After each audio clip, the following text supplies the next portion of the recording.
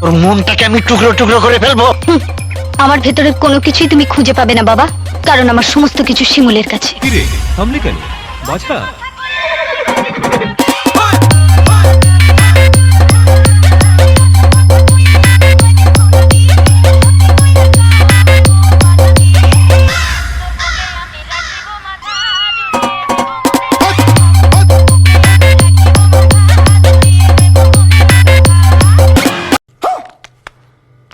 তোর মনটাকে আমি টুকরো টুকরো করে ফেলবো।